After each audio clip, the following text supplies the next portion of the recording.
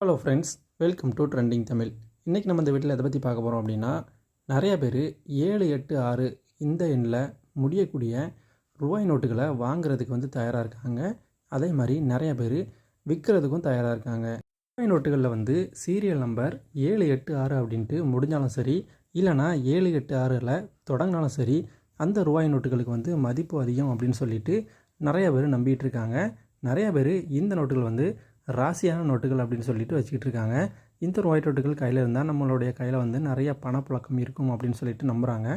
கையில் பணம் இல்லாதவங்க என்ன பண்ணுறாங்க அப்படின்னு பார்த்தீங்கன்னா, இந்த ரூபாய் நோட்டுகளை கையில் வச்சுக்கிட்டு இதை யாருக்கிட்டையாவது ஒரு நல்ல விலைக்கு லட்சக்கணக்கில் விற்றுடலாமா அப்படின்னு சொல்லிட்டு யோசிச்சுட்டு இருக்காங்க. நமக்கு லட்சம் கிடைக்கலனாலும் பரவாயில்ல, பல ஆயிரம் ரூபாய்கள் கிடைச்சா போதும் அப்படின்னு சொல்லிட்டு நிறையா பேர் நினைக்கிறாங்க. இதை ஒரு சில மோசடி கும்பல்கள் நல்ல முறையில் பயன்படுத்திகிட்டு இருக்காங்க அப்படின்னு சொல்லலாம்.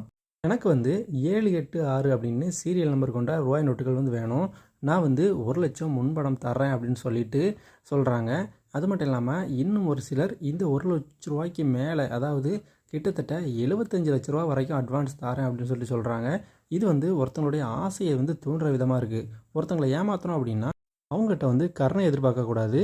அவங்கக்கிட்ட ஆசையை தூண்டணும் அப்படின்னு சொல்லுவாங்க. அந்த ஆசையை தூண்டுறது மூலமாக அவங்க ஈஸியாக ஏமாற்றிடலாம். அதனால தான் நிறைய பேர் இந்த ட்ரிக்கை யூஸ் பண்ணிகிட்ருக்காங்க. ஃபேஸ்புக்காக இருந்தாலும் சரி, இன்ஸ்டாகிராமாக இருந்தாலும் சரி, யாரோடைய பேரையாவது யூஸ் பண்ணிவிட்டு ப்ரூஃபே இல்லாத ஒரு சிம்மு வாங்கிட்டு அந்த சிம் கார்டையும் இதுக்காக யூஸ் பண்ணிகிட்டு இருக்காங்க. இப்படி நம்பர் கொடுக்குறதுனால மக்கள் ஈஸியாக ஏமாறுறாங்க அப்படின்னு சொல்லலாம். அந்த நம்பருக்கு கால் பண்ணி பேசும்போது, நான் உங்கள்கிட்ட காசு நிறையா தரேன், இந்த ரூபாய் நோட்டுகளை உங்கள்கிட்ட வாங்கிக்கிறேன், இதுக்கு நீங்கள் முதல்ல இவ்வளோ ரூபா கட்டணும் அப்படின்னு சொல்லிட்டு மக்களை ஏமாற்றி அவங்ககிட்ட பணம் பறிச்சிட்ருக்காங்க. ஸோ உங்களில் யார்கிட்டையாவது இந்த ரூபாய் நோட்டுகள் இருந்துச்சு அப்படின்னா கண்டிப்பாக சேஃபாக வச்சுக்கோங்க. இந்த ரூபாய் நோட்டுகள் பல லட்சங்களோ பல ஆயிரங்களோ உங்களுக்கு கிடைக்க போகிறது கிடையாது. 200 ரூபாய் இருந்துச்சுன்னா அதோட மதிப்பு 200 ரூபா தான். 50 ரூபாயா இருந்துச்சுன்னா அதோட மதிப்பு 50 ரூபா தான். 100 ரூபாயா இருந்துச்சுன்னா அதோட மதிப்பு 100 ரூபா தான்.